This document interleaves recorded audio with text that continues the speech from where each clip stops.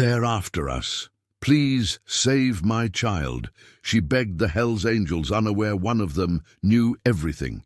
If you believe in second chances and unexpected heroes, hit that like button and tell me in the comments what you would do. Your support keeps these stories alive. She burst through the bar doors, clutching her terrified son, blood on her hands and desperation in her eyes. The Hell's Angels turned as one. They're after us. Please save my child, she begged. But no one imagined what would come next. The Desert Rose Bar sat on the edge of Barstow, California, a weathered place where secrets lived and questions died. Inside, smoke hung thick, whiskey flowed cheap, and men who lived outside the law found refuge. Jake Phantom Morrison sat at the far end, back to the wall, always to the wall.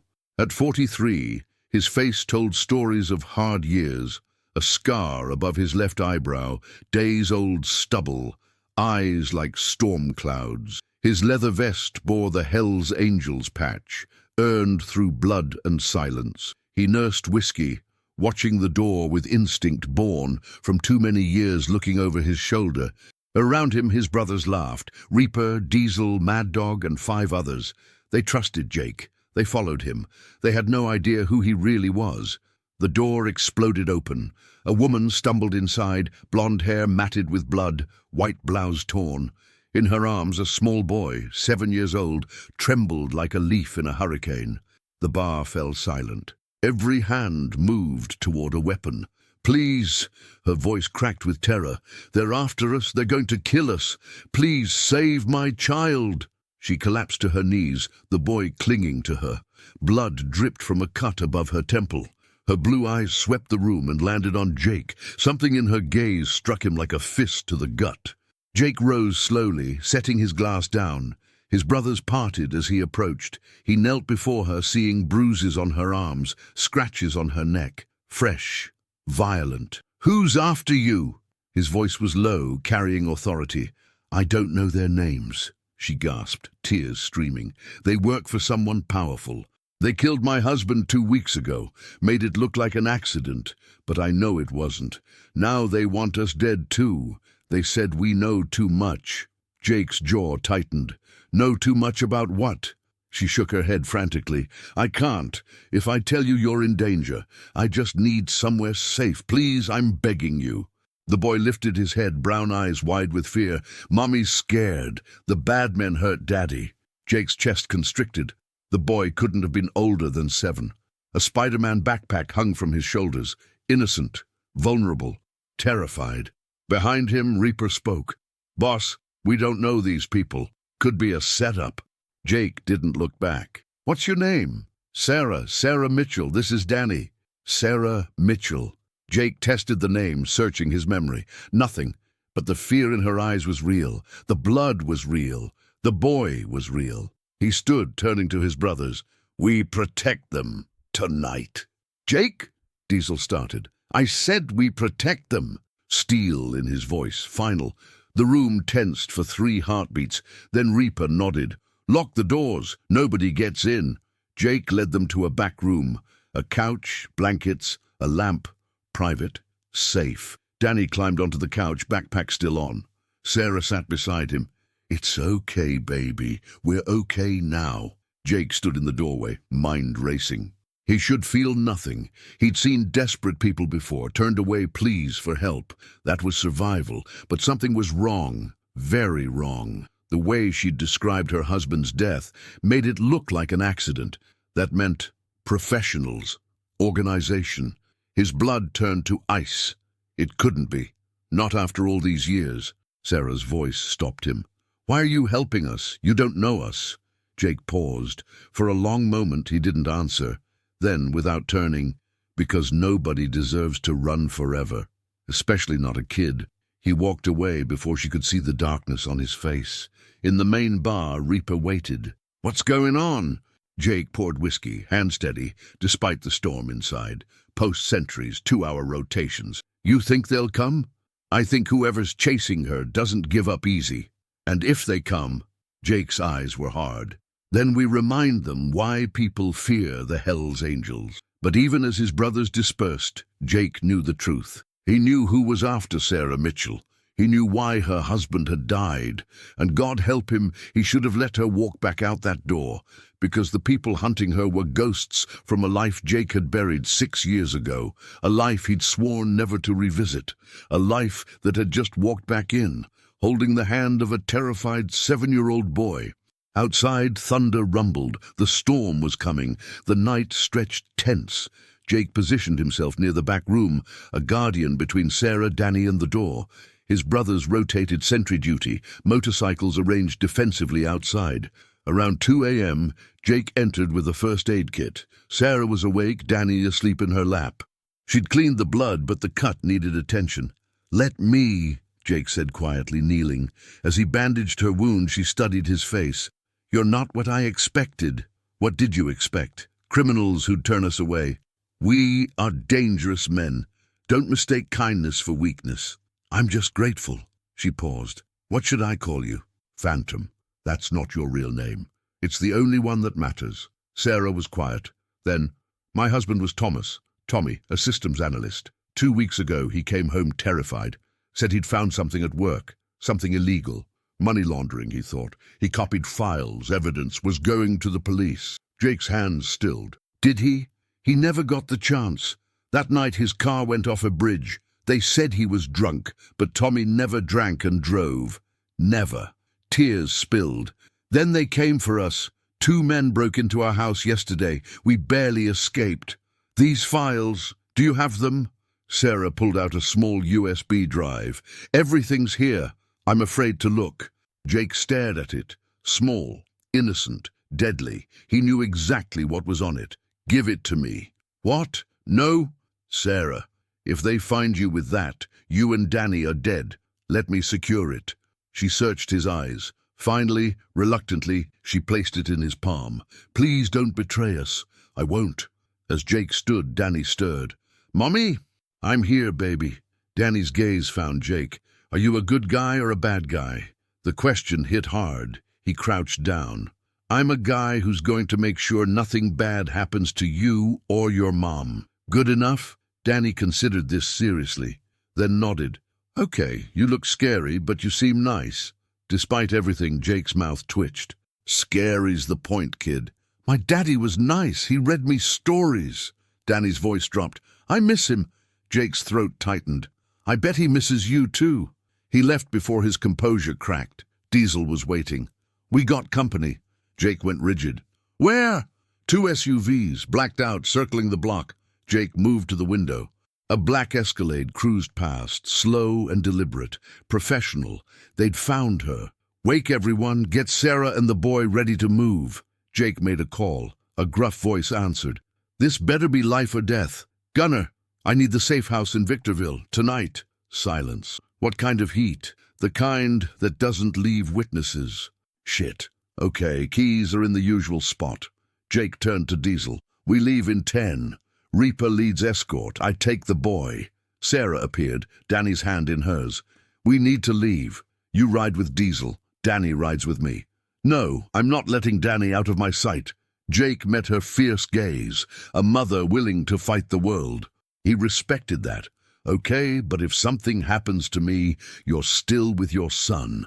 If something happens to you, just a precaution."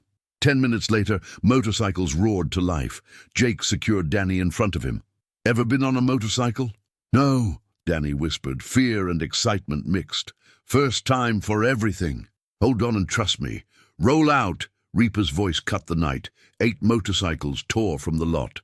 Jake positioned himself mid-pack. Danny pressed against his chest. 3 miles out, the first SUV appeared in his mirrors, then the second. "We got tails!" Mad Dog crackled over comms. "Stay in formation. Don't engage unless they shoot first." The Escalades accelerated, closing with terrifying speed. Professional, armed, hunting. "Danny, close your eyes and hold on tight. Don't let go no matter what you hear." "I'm scared." "I know, but I've got you. I promise." The first shot cracked the night. Sparks flew near Reaper's bike. "Return fire!" The desert exploded with violence. But as chaos descended, Jake saw something that froze his blood. The lead driver. Even in darkness, Jake recognized him. Marcus Viper Chen, former colleague, former friend, former partner from Jake's days as an undercover federal agent in the very organization now hunting Sarah. If Viper was here, Jake's cover was about to be blown wide open. The storm had arrived, and there was no outrunning it. Bullets tore through the night. Jake swerved hard, his bike leaning 45 degrees, Danny's scream swallowed by engine roar and gunfire, the boy's hands locked onto handlebars, knuckles white. "Stay low!" Jake shouted. Diesel and Sarah veered left, splitting the convoy. Reaper returned fire. 3 shots shattering the lead Escalade's windshield. The vehicle swerved but didn't slow. "We can't outrun them!" Mad Dog's voice crackled. "We don't need to outrun them. Take the Calico exit. There's an old mining road. Narrow. They can't follow." The convoy banked hard, engines screaming at 70 miles per hour. The Escalades followed, superior horsepower closing the gap. Bullets pinged off Reaper's exhaust, shattered Mad Dog's mirror. Jake's jaw clenched. Someone was going to die. Then he saw it, the access road barely visible, a dirt path winding between rocky outcroppings. "There! Follow me!" The motorcycles peeled onto dirt, kicking up dust clouds. The Escalades tried to follow, but scraped against rocks with a metal shriek. Forced to slow, but they weren't giving up. Doors flew open. 8 men emerged with assault rifles. "Keep moving! Don't stop!" The convoy disappeared into winding darkness. Behind, muzzle flashes lit up like lightning, but distance was growing. 20 minutes later, they arrived at the safe house, a weathered ranch in Victorville, surrounded by chain link and desert scrub, isolated, defensible, off-grid. Jake helped Danny dismount. The boy's legs nearly buckled. Sarah rushed to her son, pulling him into desperate embrace. "Are you okay?" "I'm okay, Mommy," Danny whispered, trembling. Jake surveyed his brothers. Reaper had a shoulder graze. Mad Dog's bike was damaged, but everyone was alive. Inside, now. The safe house was Spartan. Basic furniture, boarded windows, reinforced doors, a weapons cache in the basement. No paper trail. Jake led Sarah and Danny to a bedroom. "You'll be safe tonight. Try to rest." Sarah's eyes blazed. "Rest? Those men almost killed us. They won't find this place." "How can you be sure?" Jake pulled out the USB drive. "I need to see what's on this. Now. These files are why you almost died. If I know what's on them, I can keep you alive." Sarah's anger deflated. She sank onto the bed, Danny curling beside her. "I want this over. I want my son safe." "I'll make that happen." Jake left them. Reaper was bandaging his shoulder. Who were those guys? Private contractors. Assassins, basically. And the woman? Her husband stumbled onto something that could bring down powerful people. Reaper's eyes narrowed. "You know more than you're saying. I know enough to keep us alive." "Not good enough, Jake. We're bleeding for these people. You deserve to trust me. Have I ever led you wrong?" Silence. Finally, Reaper nodded. "No. Then trust me now." Jake took the drive to the back office, fired up the computer, and inserted it. Files populated the screen, spreadsheets, emails, documents. With each file, the knot in his stomach tightened. Transaction records, shell companies, offshore accounts, names, and at the center, Sentinel Global Solutions, the very corporation Jake had infiltrated 6 years ago as an undercover federal agent. The mission that nearly killed him. That ended with 12 arrests, 3 deaths, and Jake being extracted with a new identity and a promise he'd never look back. But Tommy Mitchell had found something Jake missed. A surviving network. Deeper, darker. Jake sat back, mind reeling. If he helped Sarah, he'd have to reveal who he was, step back into the life he'd abandoned. Become Jake Morrison again. Not Phantom, but Special Agent Morrison. A man supposed to be dead. A soft knock. Sarah stood in the doorway. "Did you find something?" Jake looked at her. This woman who'd lost everything, fighting for her son's life. He thought about Danny, 7 years old, innocent, terrified, orphaned. He thought about Viper, his former partner, now hunting them. "Yeah, I found something. Is it bad?" Worse than bad, but I think I know how to fix it. How? Thunder rumbled outside. Rain began pattering the roof. Tell me something, Sarah. When you walked into that bar, did you know what we were? I knew you were Hell's Angels. Dangerous. But I also knew that sometimes dangerous men are the only ones who can stand against other dangerous men. Smart woman. Desperate woman. Jake stood, moving to the window. There's something you need to know about me. Something nobody knows. Sarah tensed. What? Jake turned, making his choice. The choice that would change everything. 6 years ago, I wasn't Phantom. I worked for the government. I infiltrated the very people who killed your husband. Sarah's eyes widened. Your FBI? I was. Officially, I died in the line of duty. The man I was doesn't exist anymore. But your husband found what I missed, and the people I thought I'd destroyed are back. They sent someone I know to hunt you. The driver, you recognized him. Marcus Chen, codename Viper, my partner, my friend, until the operation went sideways and I had to disappear. If he saw me tonight, and I think he did, he knows I'm alive. Sarah's hand shook. What does this mean? It means I can't just hide you. I have to end this. By doing something I swore I'd never do again. Jake's voice was heavy. I'm going to contact my former handler, step back into the light, use your husband's evidence to finish what I started. And if they don't help, then I finish it my way. And trust me, that's not something Sentinel will survive. Sarah stepped closer. Why risk everything for us? Jake looked toward the bedroom where Danny slept, because that kid deserves better than running, and 6 years ago, I failed to protect someone. I won't fail again. Sarah squeezed his hand. Thank you. Jake nodded, gently pulling away. Get some rest. Tomorrow everything changes. Alone, Jake pulled out a phone he hadn't used in 6 years. He typed, Lazarus Protocol, need immediate extraction, Sentinel network active, critical intel in hand. He hesitated, finger hovering over send. This meant resurrecting a dead man, abandoning the Brotherhood, facing Viper, but it meant saving Sarah and Danny, finishing what he'd started. Jake pressed send. The storm raged outside. Inside, Jake Phantom Morrison, Special Agent Jake Morrison, waited for ghosts to answer. Dawn broke over Victorville, painting the desert in shades of gold and blood. Jake hadn't slept. He'd spent the night monitoring the perimeter, checking the encrypted phone every 5 minutes, and reviewing Tommy Mitchell's files until his eyes burned. The evidence was devastating. Sentinel Global Solutions hadn't just survived Jake's operation 6 years ago. They'd evolved. The files showed a network of corrupt officials, money laundering operations spanning 12 countries, arms deals with terrorist organizations, and something worse, a list of witnesses and informants who'd been systematically eliminated. Tommy Mitchell's name was on that list. So was Sarah's. So was Danny's. And at the bottom, in red, Phantom, status unknown, priority elimination if confirmed alive. They knew, or at least they suspected. A soft chime from the phone made Jake's heart skip. A response.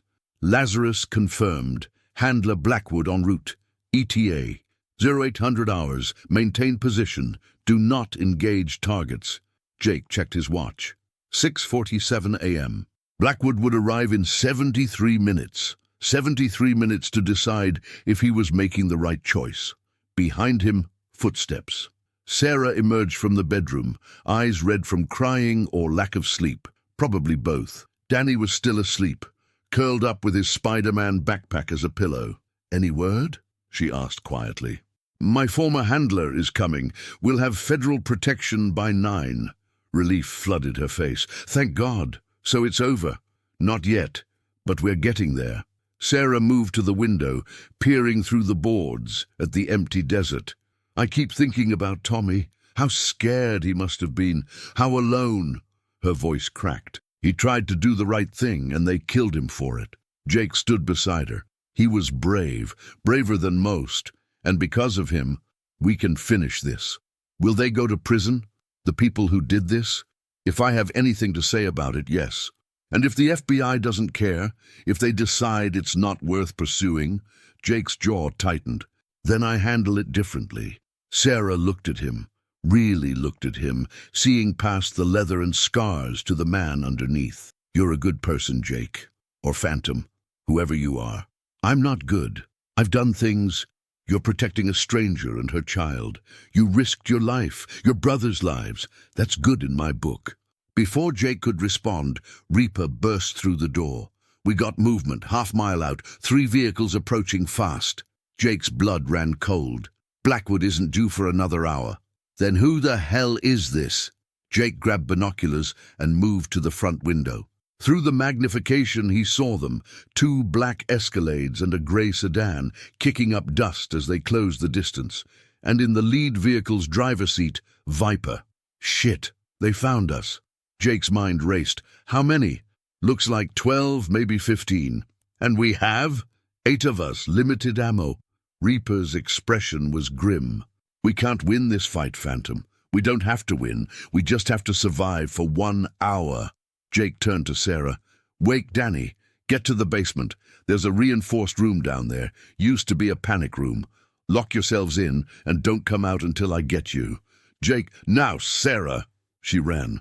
Jake turned to his brothers who'd gathered in the living room, armed and ready. "Listen up, these aren't random thugs. They're professionals with superior numbers and firepower.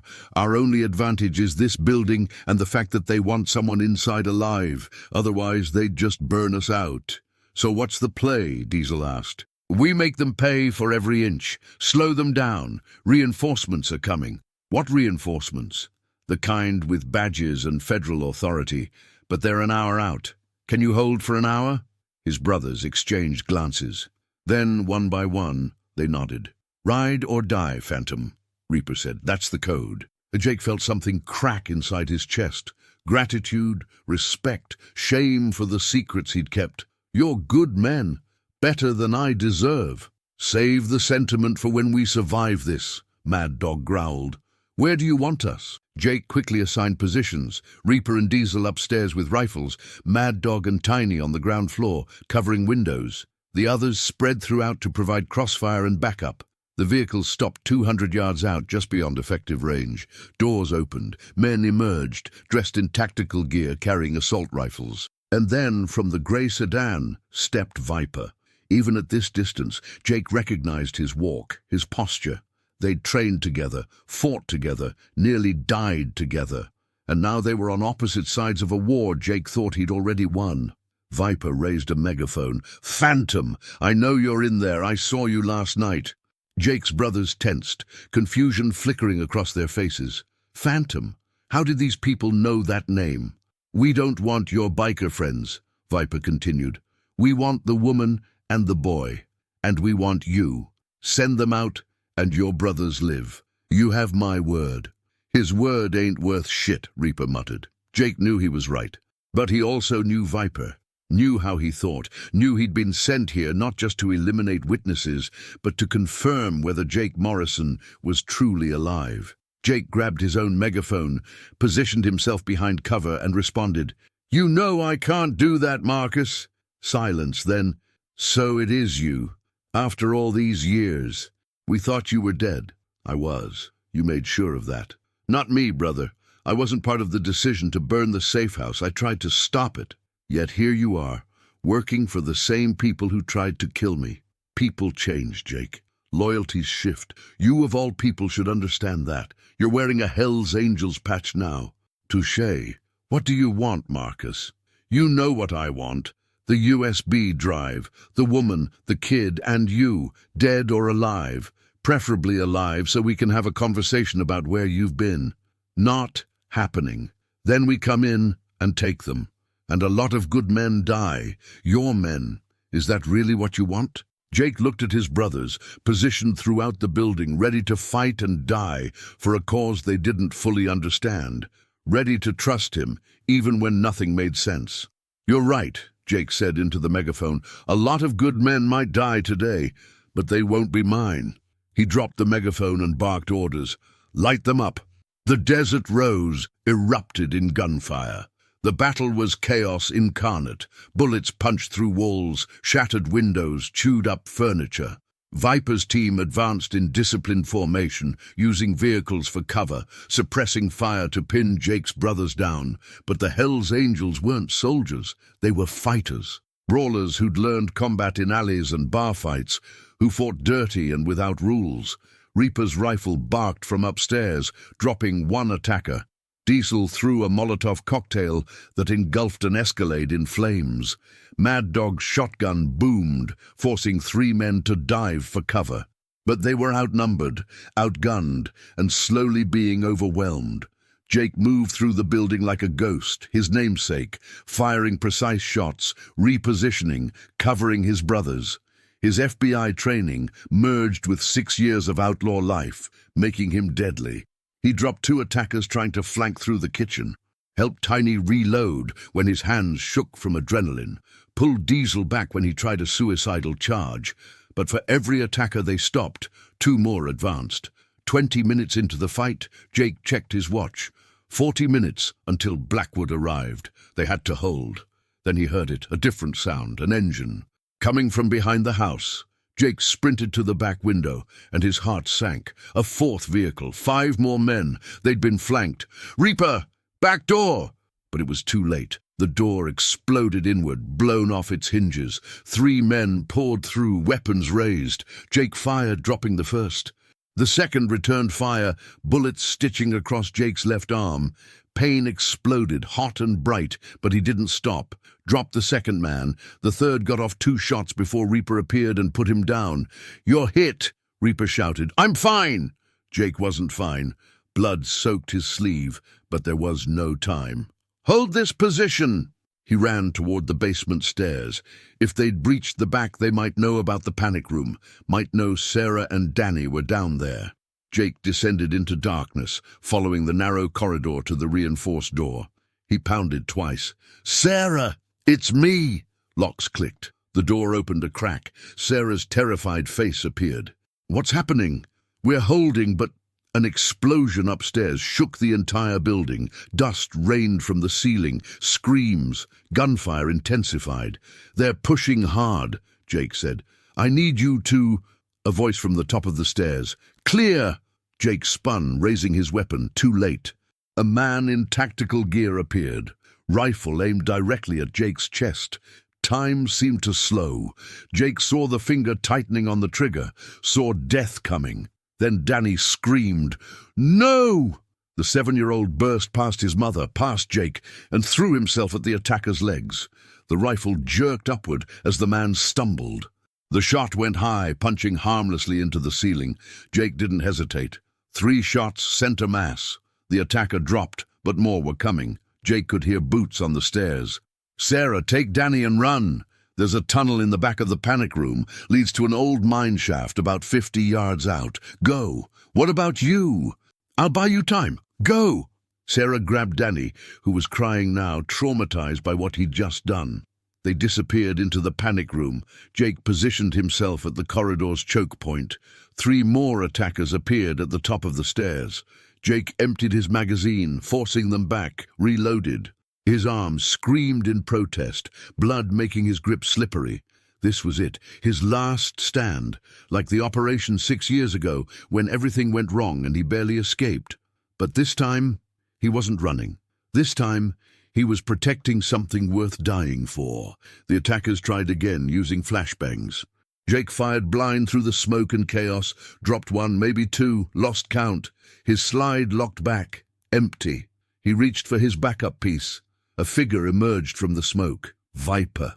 They stared at each other across 10 feet of corpse-strewn corridor, old partners turned enemies. "It didn't have to be this way," Viper said, weapon aimed at Jake's head.